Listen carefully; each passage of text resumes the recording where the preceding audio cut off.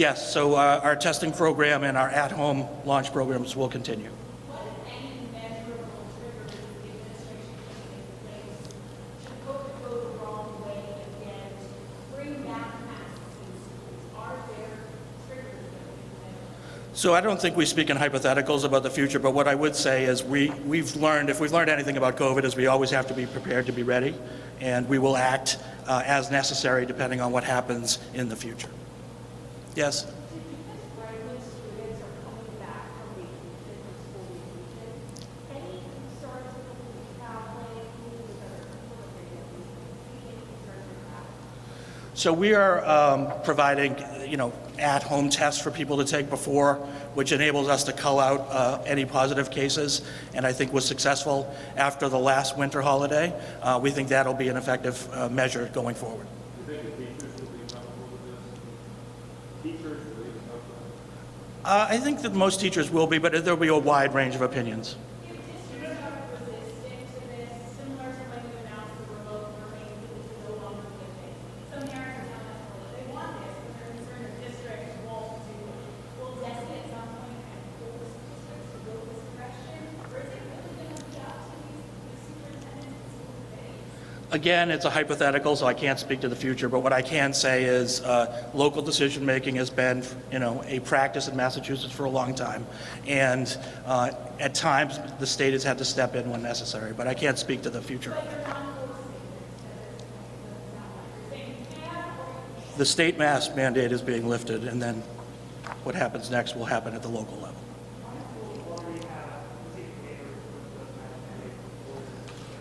So we had, I think, 68 that applied, 42 that have been approved, and 21 that are in process. And we're obviously not going to take any more waivers in due to this announcement.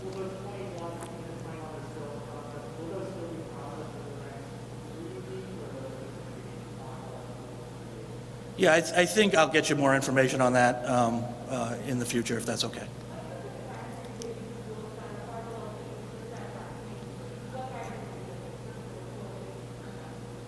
So our guidance is around what to do for a variety of factors as far as cases and what to do. Are you talking about like a broader guidance for?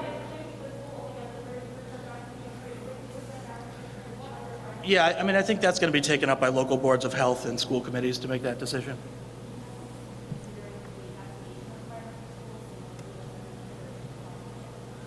I don't think there's any discussion of that at this point, but I don't think that's something that's been discussed at this point. I can't speak to the future. What situations would you want masks? You said there's going to be guidance to schools on when to mask, right? I mean, is there going to be individual guidance? No, the guidance is about like an individual case. If a kid is positive, they need to take a test. If they're positive, they stay home for 5 days, and then they should come back and wear a mask for another 5 days, that kind of guidance. What certain scenarios, the release said there are certain scenarios where masks are still recommended. I understand on the school bus, we still have to wear So that is the most important differential is on school buses, masks are still required per federal order. Were there any other certain scenarios you would recommend them, or is it just based on like confidence? Our guidance is going to strongly suggest those kids that test positive for COVID follow our protocol, which includes wearing a mask when they come back for additional days. But athletes don't have to wear them to play football or whatever. So I want to be very clear about this. The MIAA is not overseen by DESE. We are in constant communication with them, and they will be making some statements, I think, in the future about what's going to happen. So I understand that the last mandate was already scheduled to expire on 28th, having been extended. But was there any discussion about ending it earlier? So I think we've extended it 3 times already since we instituted it, and we always assess the circumstances on the ground. We are really relying on our medical and health experts to help us with these decisions. There seems to be a lot of agreement about this again. So Walensky, the CDC is saying, hey, Governor, hold that close there, it's a loose this quick. I mean, did you consider her and what she thinks about it?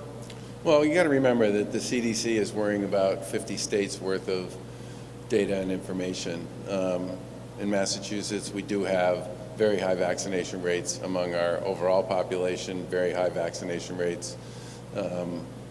Again, I'm speaking relative to other states. Very high vaccination rates for kids who are in school. Most states don't have the kind of surveillance testing program that we have in place. Most states don't have pool testing. Most states don't have take-home tests. We also have one of the lowest hospitalization rates in the country, and we have the lowest positive test rate in the country. So I think to some extent, she's applying what I would describe as a national standard because there are 50 states out there, but within that 50 states, you have a lot of states that are in different places. Governor, you said in your remarks that you have more tools available in this COVID life. I was wondering if COVID treatments played into this decision at all, such as the COVID pill. There are kids who are unvaccinated and worried with like they bring it home to their elderly grandmother. I was wondering if you have enough supply of those COVID treatments. Would that be Well, there's certainly more treatments now than there were before, and for the first time, there are oral medications available, and that will continue to grow over the course of the next few months as well.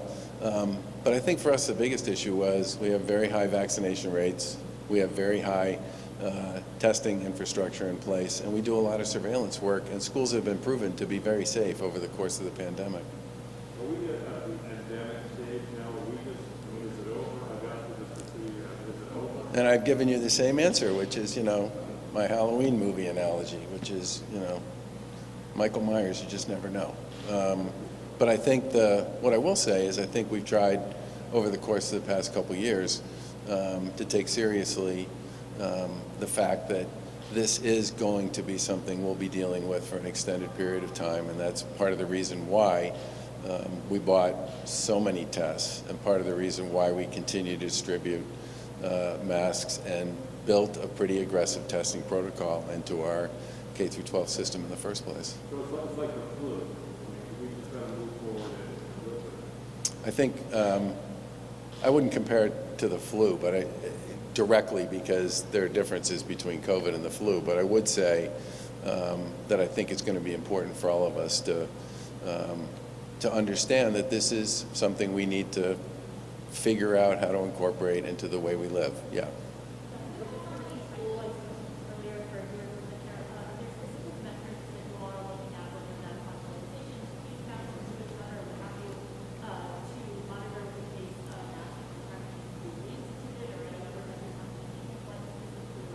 I don't want to get into hypotheticals on this.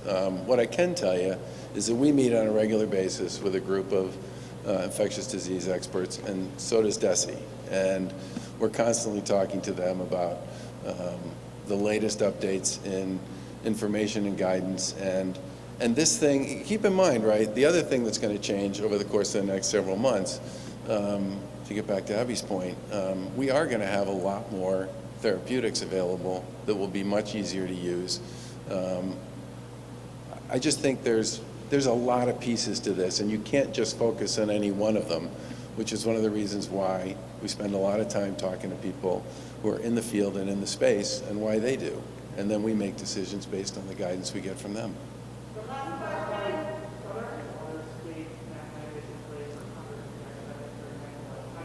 Say again?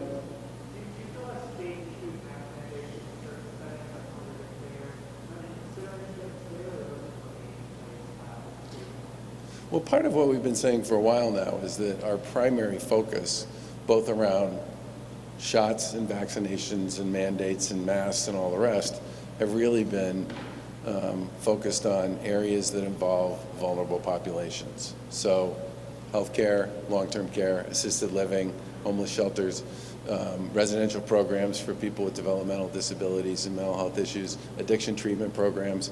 And I think that's going to continue to be where our focus is with those populations that, generally speaking, based on all the data that is out there, are considered to be the most at risk. Pardon me?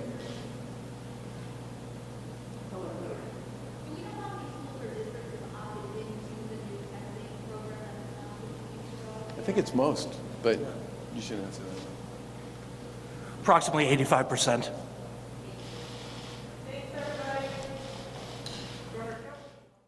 You've been listening to Governor Charlie Baker there, and the Education Commissioner announced the statewide mask requirements going to be lifted on February 28th. Let's go back now and listen. The rest of state government is open, okay?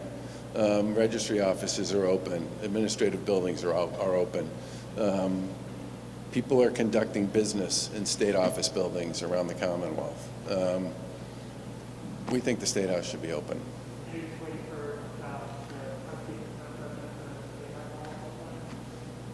Yeah, the call, it's their building, it's their call, yeah.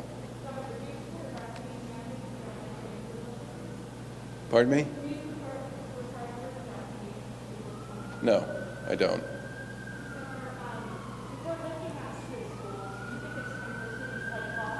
I can't hear you, Tiffany, over the... Do you think cities and towns like Boston should be implementing their before mass mandates over the United States? The siren's got to get by. Do you think cities and towns like Boston should prepare before mass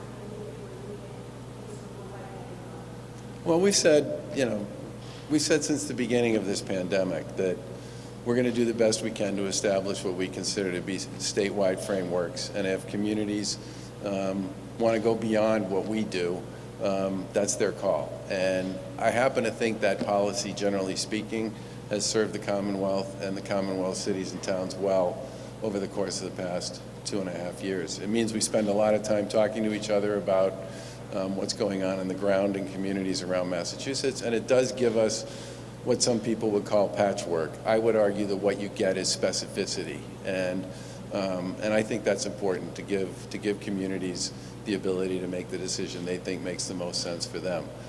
The reason we're taking the mask mandate off, however, is we do believe between our testing infrastructure, our vaccination programs, our data, and the guidance we've gotten from a lot of folks we've talked to in the public health community, that there is a consequence at this point to keeping kids in masks, and we believe we should move beyond that.